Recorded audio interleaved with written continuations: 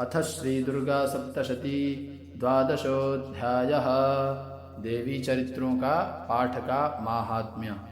ध्यानम् विद्युद्दामसमप्रभां मृगपतिस्कन्धस्थितां भीषणां कन्याभिः करवालखेटविलसद्धस्ताभिरासेवितां हस्तैश्चक्रगदा शिखेटविशिखां श्चापं गुणं तर्जनीं बिभ्राणामनलात्मिकां शशिधरां दुर्गां त्रिनेत्रां भजे।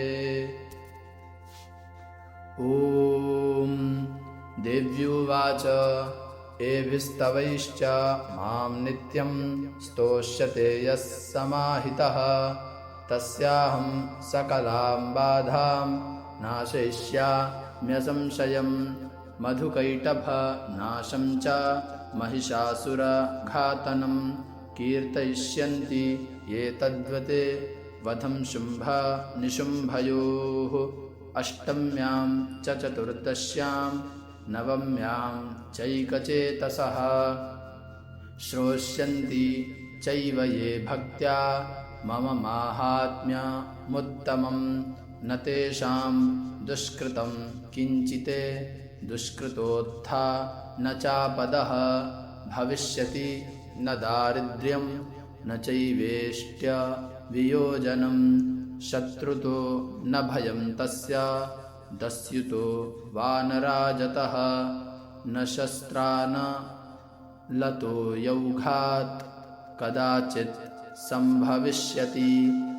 तस्मान्ममैतन् माहात्म्यं पठितव्यं समाहितैः श्रोतव्यं च सदा भक्त्या परं स्वस्त्ययनं हितते। उपसर्गान् शेषांस्तु महामारी समुद्भवान् तथा त्रिविधमुत्पातं माहात्म्यं शमयेन्मम। यत्रैतत् पठ्यते सम्यङ् नित्यमायतने मम सदा न तद्विमोक्ष्यामि सान्निध्यं तत्र मे स्थितं। बलिप्रदाने पूजायामग्निकार्ये महोत्सवे सर्वं ममैतच्चरितमुच्चार्यं श्राव्यमेव च।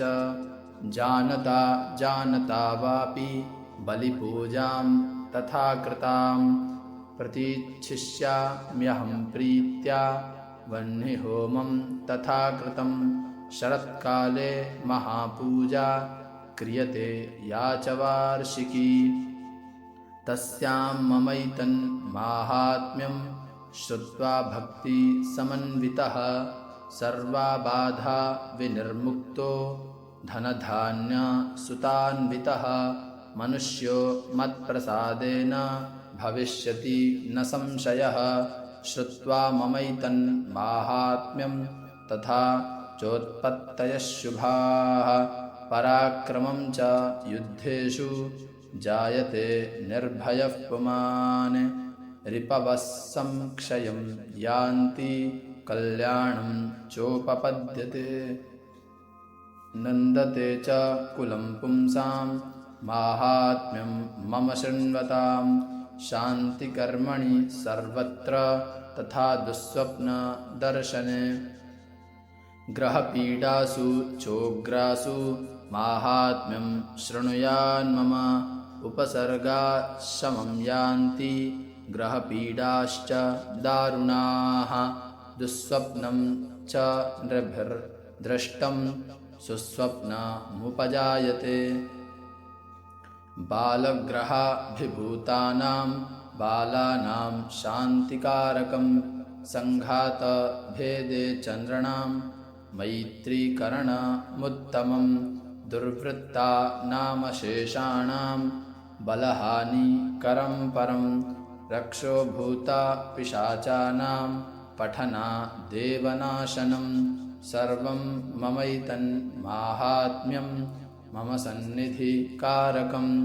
पशुपुष्पार्घ्यधूपैश्च गन्धदीपैस्तथा तथोत्तमैः विप्राणां भोजनैर्होमैः प्रोक्षणीयैरहर्निशम् अन्यैश्च विविधैर्भोगैः प्रदानैर्वत्सरेण या प्रीतिर्मे क्रियते सास्मिन् सुकृत्सुचरिते श्रुते श्रुतं हरति पापानि तथारोग्यं प्रयच्छति रक्षां करोति भूतेभ्यो जन्मनां कीर्तनं मम यद्धेषु चरितं यन्मे दुष्टदैत्यनिबर्हणं तस्मिञ्छुते वैरिकृतं भयं पुंसां न जायते युष्माभिस्तुतयो याश्च ब्रह्मर्षिभिः कृताः ब्रह्मणा च कृतास्तास्तु प्रयच्छन्ति शुभां मतिम् अरण्ये प्रान्तरे वापि दावाग्निपरिवारितः दस्युभिर्वा वृतशून्ये गृहीतो वापि शत्रुभिः सिंहव्याघ्रानुयातो वा वने वा वनहस्तिभिः राज्ञा क्रुद्धेन चाज्ञप्तो वध्यो बन्धगतोऽपि वा आभूर्णितो वा वातेन स्थितः पोते महार्णवे पतत्सु चापि शस्त्रेषु संग्रामे भृशदारुणे सर्वाबाधासु घोरासु वेदनाभ्यर्दितोऽपि वा स्मरन्ममैतच्चरितं नरो मुच्येत सङ्कटात् मम प्रभावात् सिंहाद्या दस्यवो वैरिणस्तथा दूरादेव पलायन्ते स्मरतश्चरितं मम ऋषिरुवाच इत्युक्त्वा सा